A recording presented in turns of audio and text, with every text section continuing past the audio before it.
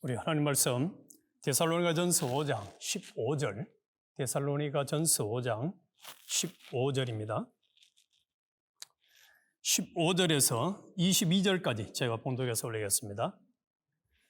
삼가 누구에게든지 악을 악으로 갚지 말게 하고 오직 피차 대하든지 모든 사람을 대하든지 항상 선을 쫓아라. 항상 기뻐하라. 쉬지 말고 기도하라. 범사에 감사하라. 이는 그리스도 예수 안에서 너희를 향하신 하나님의 뜻이니라. 성령을 소멸치 말며 예언을 멸시치 말고 범사에 헤아려 좋은 것을 취하고 악은 모든 모양이라도 버리라. 아멘. 오늘은 재림을 맞이할 우리들의 그 삶의 법칙, 하나님이 우리에게 재림을 맞이할 때 어떻게 맞이해야 되는가 하는 것에 대해서 같이 은혜를 나누겠습니다. 먼저 본문에 들어가기 전에 이 질문을 해봅시다. 나는 지금 주님의 재림이 지금 당장 임하더라도 주님 앞에 끌끌하지 아니하고 기쁨으로 맞이할 준비가 되어 있는가? 하나님께 대해서는 사활 대속, 예수 그리스도의 대속의 은혜에 대한 감사를 더 많이 할 걸 하고 끌하지 않고, 나를 지금까지 지켜주신 것에 대해서 고마움을 더 많이 할 걸 하고 후회를 안 해야 될 것, 또 나를 보호해 주신 것에 대해서 온전히 감사할 걸, 또 인도하여 주신 것에 대해서 더 기뻐할 걸, 나를 사용해 주신 것에 대해서 고마워할 걸, 버리지 않아 주신 것에 대해서 감사를 더 많이 할 걸, 이 은혜로 인해서 죽도록 충성할 걸, 이런 후회를 안 할 상태로 지금 내가 살아가고 있는가?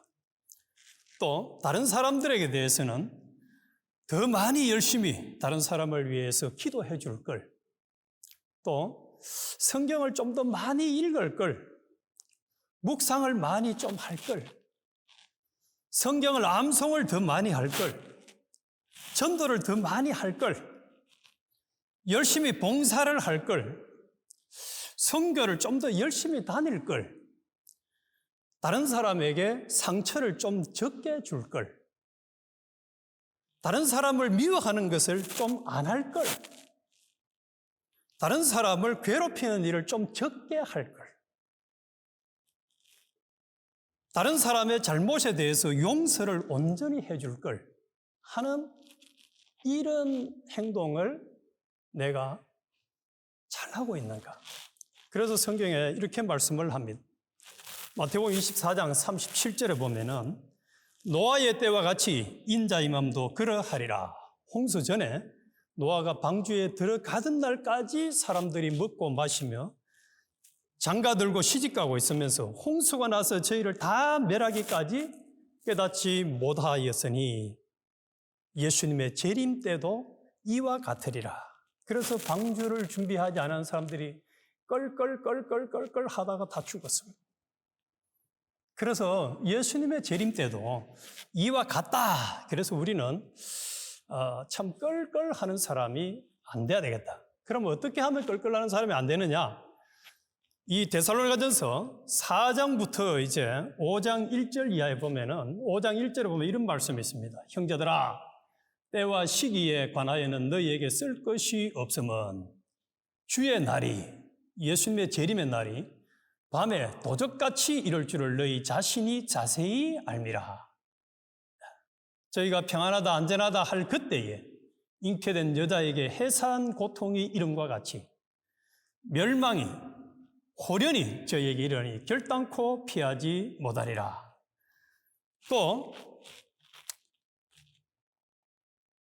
4장 데살로니가전서 4장 16절에서 17절에 보면은 주께서 호령과 천사장의 소리와 하나님의 나팔로 친히 하늘로 쫓아 강림하시리니 그리스도 안에서 죽은 자들이 먼저 일어나고 그 후에 우리 살아남은 자도 저희와 함께 구름 속으로 끌어올려 공중에서 주를 영접하게 하시리니 그리하여 우리가 항상 주와 함께 있으리라. 그러므로 여러 말로 서로 위로하라 하고 이제 5장을 시작을 했습니다. 또 고린도전서 15장 51절에 보면은 보라 내가 너희에게 비밀을 말하노니 우리가 다 잠잘 것이 아니요 마지막 나팔에 순식간에 호련히 다 변화하리니 나팔 소리가 나매 죽은 자들이 썩지 아니할 것으로 다시 살고 우리도 변화하리라. 그리고 마태복음 24장 31절에는 제가 큰 나팔 소리와 함께 천사들을 보내리니 저희가 택하신 자들을 하늘 이 끝에서 저 끝까지 사방에서 모으리라. 그렇게 말씀을 하고 있습니다. 그리고 마태복음 24장 36절에는 그러나 그날과 그때는 아무도 모르나니 하늘의 천사들도 아들도 모르고 오직 아버지만 아시느니라. 그러면서 이제 마태복음 24장 43절에는 그러므로 깨어 있으라. 어느 날에 너희 주가 임할는지 이러므로 너희도 예비하고 있으라. 생각지 않은 때에 인자가 오리라. 그래서 예수님의 재림의 날이 언제 올지 모르기 때문에 깨어 있으라는 거예요. 그리고 마태복음 24장 29절에 보면은 그날 환난 후에 적시 해가 어두워지며 달이 빛을 내지 아니하며 별들이 하늘에서 떨어지며 하늘의 권능들이 흔들리리라. 그때에 인자의 징조가 하늘에서 보이겠고 그때에 땅의 모든 족속들이 통곡하며 그들이 인자가 구름을 타고 능력과 큰 영광으로 오는 것을 보리라. 그래서 예수님의 재림은 반드시 온다는 거예요. 그런데 한 2주 전에 제가 참 가슴 아팠던 일이 있었습니다. 제 중학교 동창인데 얘가 어느 날 이제 형제 교회에 나름대로 한국에서 지도자가 돼가 있어요. 그러면서 나한테 갑자기 카톡이 왔어요. 너 나하고 앞으로 성경에 대해서 좀 교제할 생각이 없느냐? 그래, 너 얼마든지 있다 이랬더만. 그래서 이제 자기가 설교한 동영상, 내가 설교한 동영상 링크를 서로 주고받았어요. 근데 이 친구가 뭐라 하는 게 아니라 너 예수님의 재림이 벌써 임했는데 왜 엉뚱한 소리를 하느냐? 그렇게 얘기하는 예수님 재림이 이미 임했대요. 그게 무슨 소리냐 이러니까 성령님 오신 게 예수님 온 게 아니냐는 재림했다는 거예요. 지금 네가 삼위일체관이 잘못돼가지고 지금 문제가 있다. 그래서 제가 그 친구한테 다른 말 하지 않았습니다. 네 깨달음과 내 깨달음을 일치시키는 것은 쉽지 않으니까 네가 옳고 내가 옳고는 하나님의 심판대 가서 맡기고 더 이상 이제 나하고 이 성경 가지고는 논하지 말자 이렇게 정리하고 끝을 냈습니다. 성경은 분명히 예수님의 재림이 임하면은 이 세상이 끝난다고 했지 성령 우리 속에 계시는 성령님이 예수님이 재림이 한 것으로 이야기하지 않습니다. 그는 성령님이 한 거예요. 예수님의 육신의 모습으로 올라간 그대로 다시 오실 날, 그날은 이 세상이 끝을 난다고, 끝이라고 성경은 많은 군데서 이야기를 하고 있습니다. 그래서 오늘 본문에 이 데살로니가전서 5장에서는 예수님의 재림을 앞두고 이제 어떻게 우리가 준비를 해야 되느냐 하는 것을 아주 22절까지 상세하게 말씀을 해주고 있습니다. 나중에 우리가 주님의 심판대 앞에 섰을 때도 이 기준을 가지고 너는 내가 지키라고 한 법칙대로 살았나 안 살았나 심판을 할 겁니다. 마치 달란트를 남기라고 했을 때 2달란트씩 5달란트 남긴 사람에게 칭찬을 했고 안 남긴 1달란트 받은 종에게 있는 것도 뺏었습니다. 또 고을, 문화를 얘기할 때는 남긴 종에게는 1고을을 주겠다. 2고을을 주겠다. 고을을 준다고 해요. 그래서 이 자리에 있는 우리는 한 사람도 빠짐없이 주님의 재림이 임할 때도 우리의 생을 끝을 내야 되고 그 전에 우리가 나간 인생이기 때문에 생을 마감할 때도 끝을 내야 될 자들입니다. 그래서 그 날이 언제일지 모르기 때문에 마치 아기의 임산태와 같이 도적이 언제 오는 것처럼 모르기 때문에 준비를 하라는 거예요. 그래서 4절에 보면 형제들아 너희는 어두움에 있지 아니하며 그 날이 도적같이 너희에게 임하지 못하리니 너희는 다 빛의 아들이요 낮의 아들이라. 우리가 밤이나 어두움에 속하지 아니하나니. 그래서 이 자리에는 우리는 다 하나님의 아들이 맞지요. 빛의 아들이 맞지요. 그래서 우리는 세상 사람들처럼 살아서는 안 된다는 거예요.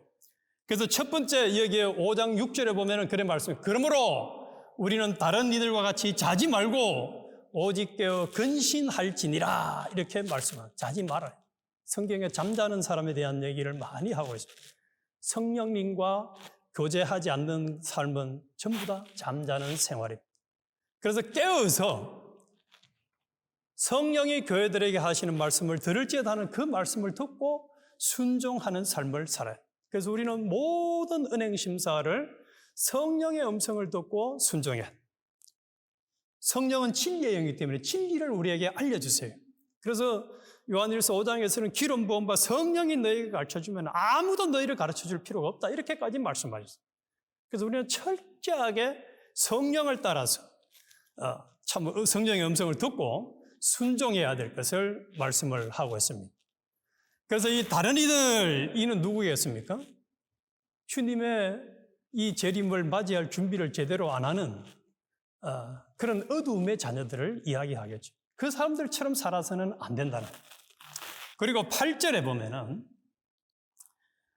우리는 낮에 속하였으니 근신하여 믿음과 사랑의 흉배를 붙이고 믿음과 사랑의 흉배를 붙이라. 흉배는 여기 목부터 이 다리까지를 싸움에 나갈 때 가리는 겁니다. 이렇게 가리는 거. 그래서 요즘 이스라엘부터 시작해서 전쟁터에는 방탄조끼를 입죠. 방탄조끼. 그래서 그것 때문에 이제 보호를 받아가지고 죽을 고비를 넘긴 사람들이 많아요. 우리가 신앙생활을 하면서는 믿음과 사랑. 그러니까 딱 저 사람을 딱 보면 저 사람 믿음의 사람이네. 저 사람은 사랑인의 사람이네가 우리에게 보여야 된다는 거죠. 저 사람은 사랑의 사람, 미움의 사람이야? 저 사람 믿음이 없어. 이러면 안 된다는 거예요. 이게 우리가 같이 해야 돼. 멀리서 쫙 봐도 저 사람은 믿음의 사람이네. 저 사람은 사랑이 풍성한 사람이네. 이게 보여야 된다. 그리고 5장 8절에는 구원의 소망의 투구를 써라 이렇게 말씀합니다. 투구는 뭡니까? 머리에 딱 써가지고 귀, 얼굴을 다 보호하는 거잖아요. 그래서 우리의 삶의 가장 중요한 머리는 구원이라는 투구를 써야지 됩니다. 그래서 이 세상은 옛날이나 지금이나 얼마나 어두운지 몰라요. 예수 그리스도의 절대적인 이 능력을 신뢰하지 아니하면, 대속의 피공로를 의지하지 아니하면 우리는 백전백패, 마귀의 불화살에 피해를 당할 수밖에 없습니다.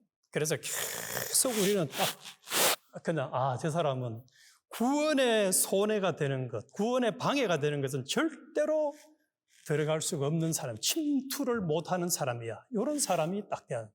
그래서 어떤 걸 보더라도, 접하더라도 우리는 구원의 손해가 되는 거는 받아들이면 안 된다는 거지. 구원의 투구를 쓰라. 그리고 11절에 보면은 10절부터 제가 볼게요. 예수께서 우리를 위하여 죽으사 우리로 하여금 깨든지 자든지 자기와 함께 살게 하려 하셨으니, 그래서 예수 그리스도와 함께 24시간 동행하자는 거예요. 동행하자. 그러므로 피차 권면하고 피차 덕을 세우라. 피차 권면하고 피차 덕을 세우라. 서로 격려하고 덕을 세우라는 거예요. 덕이 안 되는 것은 하지 말아라. 이게 우리에게 주신 삶의 법칙이에요. 그래서 고린도서에 보면은 덕을 세우라고 기가 따갑도록 반복한 덕을 세우라. 이 덕을 세우라는 것은 사람과의 관계입니다. 마치 10계명은 1계명부터 4계명은 하나님께 대한 계명이고 5계명부터 10계명까지는 사람에게 대한 거죠. 그래서 내가 하는 모든 행위가 다른 사람에게 덕이 되어야 됩니다. 모든 사람에게 여기에 피차 근면하고 피차 덕을 세우라.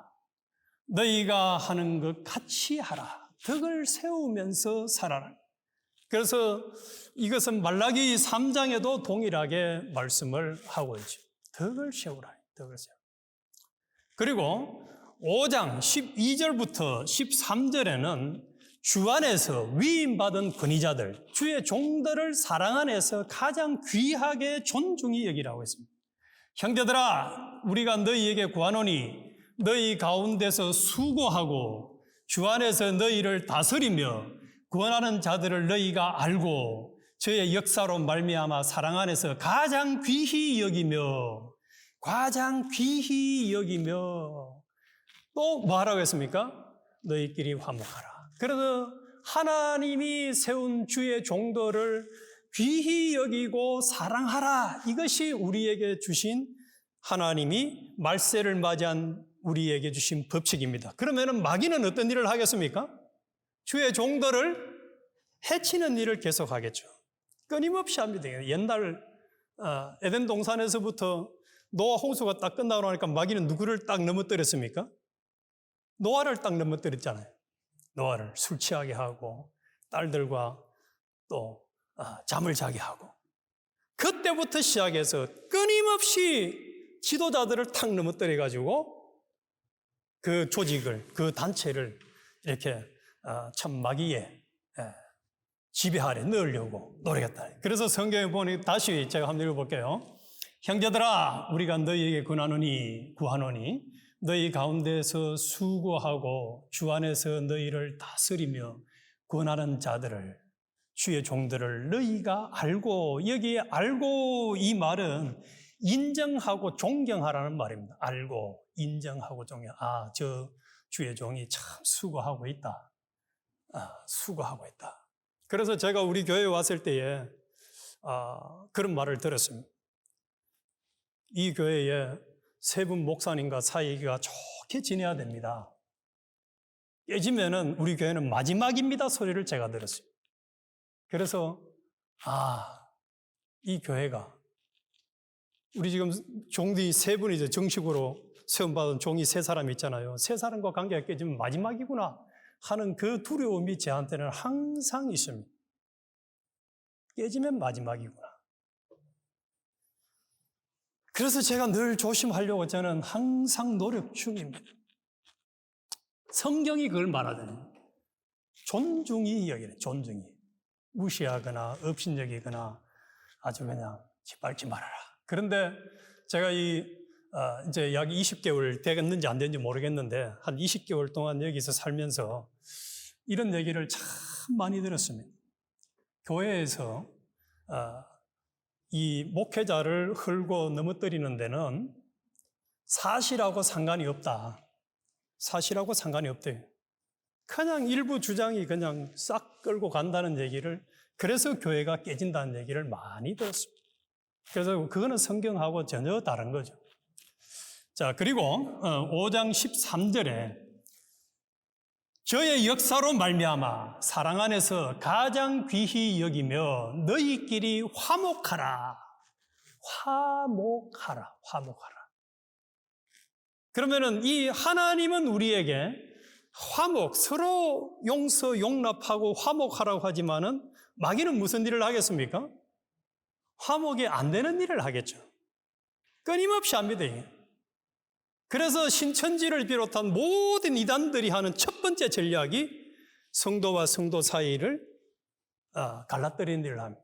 저는 이런 경험을 여러 번을 했습니다. 한국에서 목회를 25년간을 하면서 보기도 받고 내가 당하기도 해보고, 심지어는 우리 교회 남전도 회장을 신천지가 포섭하려고 가정예배를 데리고 다니면서 하다가 나중에 그 선배 사이인데 원수가 됐어요. 그리고 왜 그랬느냐 물어보니까 저 사람이 계속 모임만 하면 목사를 흔다는 거예요. 그래서 나중에 알고 보니까 신천지 진해 지역 두목이었어요. 그래가지고 그 사람하고 원수가 되고 그 집사님은 저하고 훨씬 더 가까워졌어요. 또 감리교에서 온 교인이 있었어요. 권사님과 또 감리교에서는 남자를 권사라고 합니다. 그런데 이 두 권사님이 그 신천지한테 포섭이 돼가지고 이제 포섭을 시키려고 했죠. 그 사람들이. 그래가지고 가정예배를 또 그 집에서 드렸는데 이 사람도 계속 이제 목사를 흐는 거예요. 그래서 저한테 한번 묻는 거예요. 목사님, 저 사람이 계속 목사님을 흐려요. 아무래도 신천지 같아요. 나도 보니까 신천지더라는. 그리고 신천지였어요. 그래서 화목을 깨뜨리는 일을 우리는 하면 안 됩니다. 하나님이 화목하라. 이 화목하라는 죄를 끼워놓고 화목하라는 얘기 아닙니다. 이게. 잘못된 것을 포용을 해서 화목하라는 얘기 아니에요. 죄 짓는 것, 심지어는 성경이 그렇게 말씀하잖아요. 그 신천지나 이단들 잘못된 사람들에 대해서는 인사도 하지 말라는 거예요. 인사도 하지 말아요. 왜? 그 사람들하고 인사하고 가까이 지내면 그만 물을 드니까. 물을 드니까. 인사도 하지 말아요. 딱 끝내라는 거예요. 그리고 부정적인 얘기를 들을 때는 예수님은 제자들에게 뭘 하라 했습니까? 먼지를 바래뜨리라. 그냥 그날로 끝내고 더 이상 머릿속에 담아두지 말아라. 이렇게 말씀하셨어요. 그게 이제 화목을 하고 또 평강 가운데 살아갈 수 있는 길 중에 하나입니다. 그래서 다시 제가 5장 13절을 읽어볼게요. 저의 역사로 말미암아 사랑 안에서 가장 귀히 여기며 너희끼리 화목하라. 화목하라 말을 다른 말로 바꾸면 무슨 말로 바꿀 수 있을까요? 서로 싸우지 말라 이 말입니다. 싸우지 말아라. 화목하지 말아라. 싸우지 말아라. 아멘이세요? 아멘이세요? 네, 아멘을 안 하십니다. 아멘이세요? 싸우지 말라는 말이죠. 화목하라 이 말은 싸우지 말아라는 너희끼리. 싸우고도 화목이 될까요? 안 됩니다. 싸우는데 어떻게 화목이 돼요? 교회 안에서 싸우는데. 그래서 교회가 깨지잖아요. 네. 저는 어느 교회에서 문제가 생겨 10개 깨졌다고 내 이렇게 목사님 그건 모르는 소리예요. 10개가 넘어요. 한 15개 정도 돼요. 이 소리는. 싸움이라고 깨진 거예요. 교회가. 왜 바울이 이 얘기를 했을까요? 고린도전서 1장, 3장, 4장에 보면은 교회 안에서 막 싸웁니다. 나는 아볼로파다, 나는 바울파다, 나는 게바파다 하고 막 싸워요. 그것을 이 사도 바울은 많이 봤기 때문에 너가 싸우지 말아라.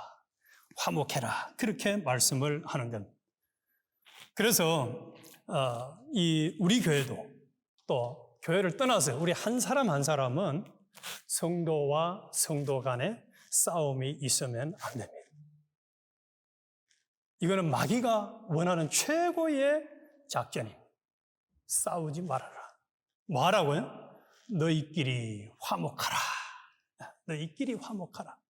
너희끼리 화목하라. 이게 성경의 법칙입니다.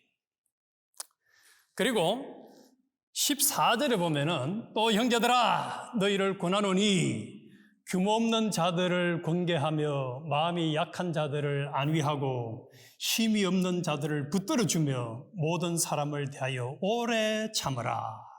오래 참으라. 이게 무슨냐? 규모 없다는 말은 무질서한 사람을 말합니다. 무질서한 사람. 무질서한 사람이 있으면 참 감당이 안 되죠. 그러면 우리는 막 급해가지고 그냥 정리를 하려고 하는 그런 성향들이 제 속에도 있습니다. 네. 그런데 하나님은 그 사람에 대해서도 오래 참으라. 오래 참으라. 붙들어주며 이 말은 관심을 갖고 도와주라. 그 말입니다. 그런 문제가 있어도 관심을 갖고 도와줘라. 오래 참으라. 이 말은 인내심을 가지고 꾸준히 하나님의 사랑을 그 사람에게 적용하라는 거죠. 오래 참으라. 만약에 이것만 순종을 하면은 교회 안에서도 웬만하면은 아마 문제가 그렇게 확산이 안 될 겁니다. 그런데 이제 한국 사람들은 세계에서 제일 특징적인 게 있잖아요. 빨리빨리가 있잖아요. 빨리빨리. 막 뭐든지 빨리빨리야 그냥. 결과도 빨리 나와야 되고 사업 성과도 빨리 나와야 되고 운동선수를 하면은 결과가 빨리 우승을 해야 되고 그래서 주니어 때는 대한민국 선수들이 세계에서 1등을 많이 해요. 그런데 이제 시니어로 올라가고 프로로 올라가면 없어져 버립니다. 기본기가 모자라. 그래서 참 우리는 인내, 오래 참으라 이 말씀을 두고 문제가 있는 사람들에 대해서도 또 마음이 약한 자들을 위로하고 힘이 없는 자들을 붙들어주며 모든 사람을 대하여 오래 참으라 이 말씀을 우리는 늘 간직해서 사람들을 상대할 때에 참 이 성경대로 상대하는 우리가 되어야 하겠습니다. 15절에 보면은 항상 선을 쫓아라. 그래서 다른 사람들에게 말씀대로 해주라 그 말입니다. 삼가 누가 누구에게든지 악으로 악을 갚지 말게 하고 오직 피차 대하든지 모든 사람을 대하든지 항상 선을 쫓아라. 누구를 대하든지 항상 하나님 말씀대로 상대하라. 하나님 말씀을 벗어난 것을 가지고 상대해서는 안 된다는 겁니다. 이렇게 되면은 이제 뭐가 없어지겠죠? 성도와 성도 사이, 사람과 사람 사이에 화목이 깨지는 일은 없을 겁니다. 왜요? 성경대로 하면은 성경에 제일 큰 법칙 두 가지가 있잖아요. 하나님을 사랑하라, 이웃을 사랑하라. 그러면은 사랑하라는 말과 이 화목을 깨뜨리는 거, 이거하고는 거리가 멀기 때문에 어떤 경우도 우리가 평생을 살아가면서 다른 사람들과 사이에 문제가 생기는 일은 없을 겁니다. 집안에서도 없을 것이고, 회사에서도 없을 것이고, 학교에서도 없을 것이고, 다 사라질 겁니다. 항상 선을 쫓으라. 반대로 하면은 악을 쫓지 말아라. 그 말이죠. 악을 쫓지 말아라. 어떤 경우도 악하게 하나님 중심, 자기 중심, 돈 중심 이런 거 하지 말아라. 그런데 공산주의나 요즘 그 문제가 되고 있는 하마스나 저 러시아의 푸틴은 그런 하나님 중심, 성경 중심이 있나요, 없나요? 전혀 없습니다. 그 사람들은 사람을 죽이는 것도 심지어는요, 명예살인이라고 있잖아요. 이슬람 교도들은. 자기 집안 식구라도 이슬람 교리를 안 따르면 죽이고 명예살인이래, 그게. 참 기가 찰 일이. 자기 집안 식구를 죽이고도 명예살인이라서 문제가 없대. 성경에는 그렇지 않습니다. 사랑하시죠.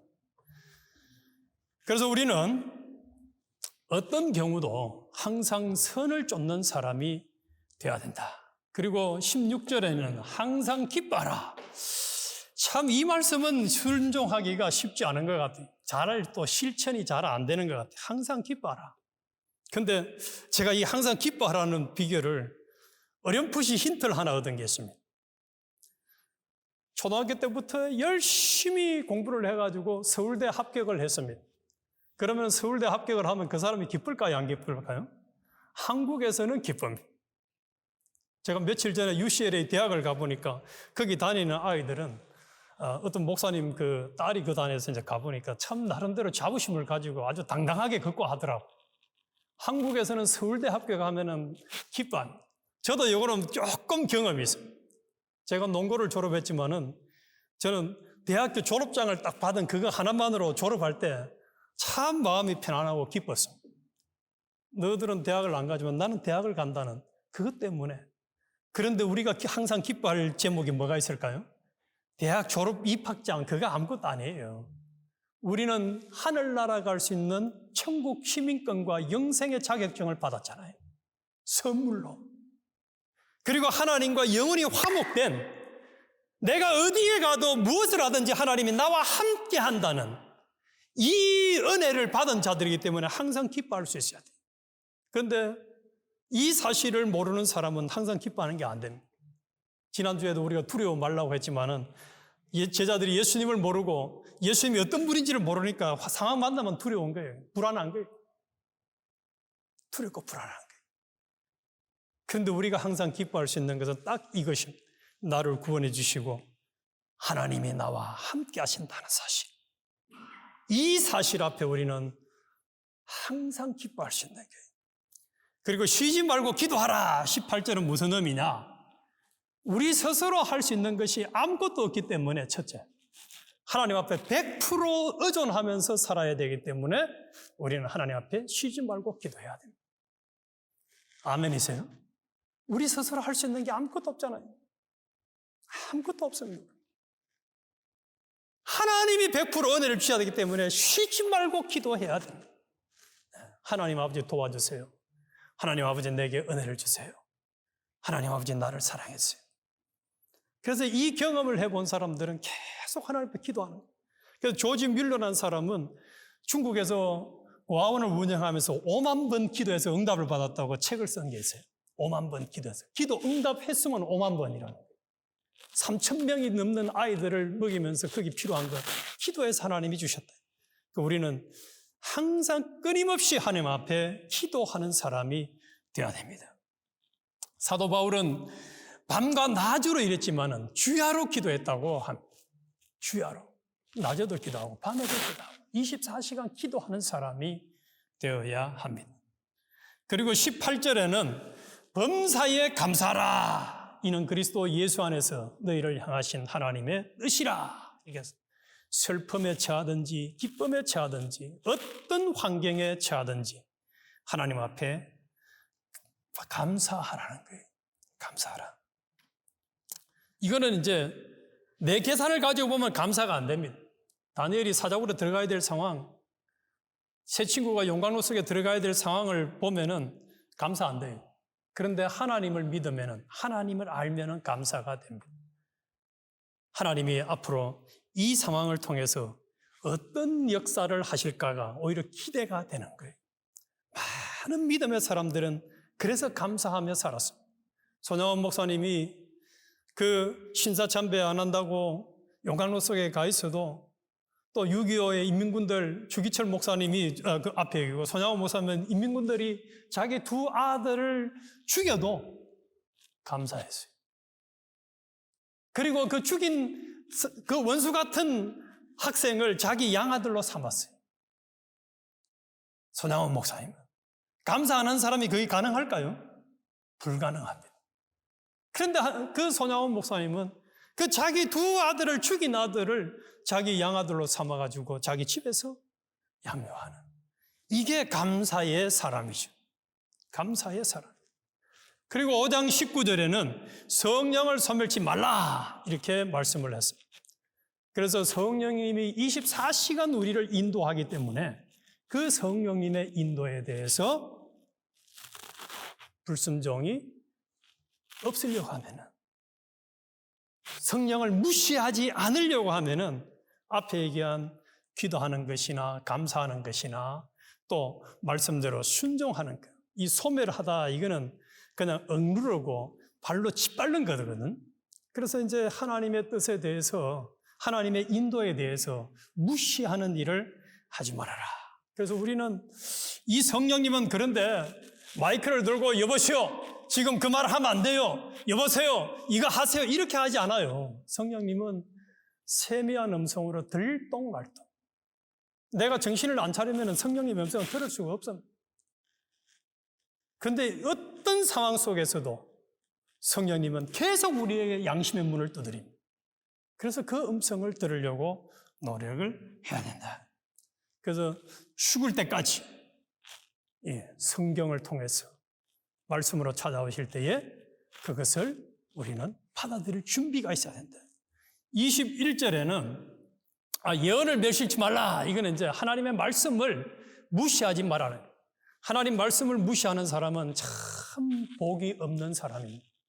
똑똑한 것 같은데 복이 없는 사람. 하나님 말씀 무시하는. 왜요? 하나님 말씀 무시했다가 어떻게 됐습니까? 노아 때는 다 죽었고, 하나님 말씀을 무시하다가, 하나님의 음성을 무시하다가 어떻게 됐습니까? 롯의 딸들과 마누라는 소금기둥이 되고 말았습니다. 그래서 이 하나님 말씀과 성령의 음성은 굉장히 중요한, 이거는 내가 지켜도 되고 안 지켜도 된다가 아닙니다. 제가 얼마 전에 어떤 젊은 목사님하고 대화를 해보니까 이 목사님이 고등학교를 졸업하고 자기가 신학교 가고 싶은 생각이 없었대요. 어릴 때는 있었는데 졸업을 할 때가 없었대요.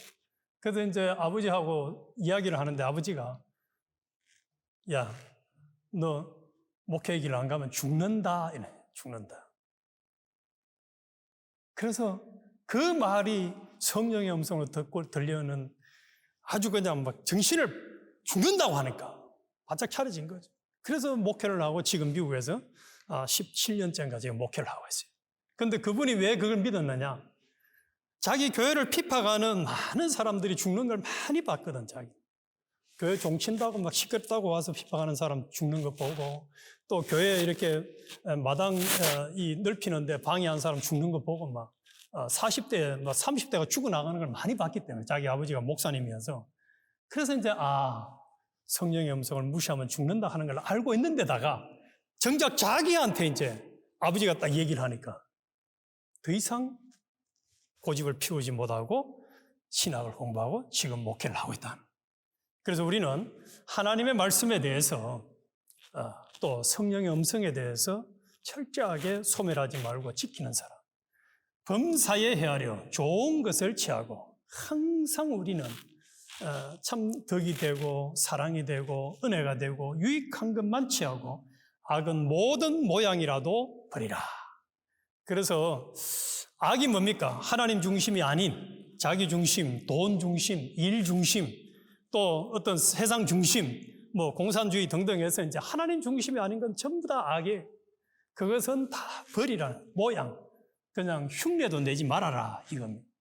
그래서 오늘 결론을 우리가 지어보면은 종말의 때에 주님의 재림이 언제 임하시더라도 우리는 주님이 우리에게 주신 법칙대로 살아서 악하다, 게으르다, 책망받는 자가 되지 말고 착하다, 충성되다, 잘하였다 이렇게 칭찬받고 그래서 많은 하나님 주시는 고를 차지하는 또 멸류관을 차지하는 영광의 주인공이 되시기를 주님의 이름으로 축원합니다.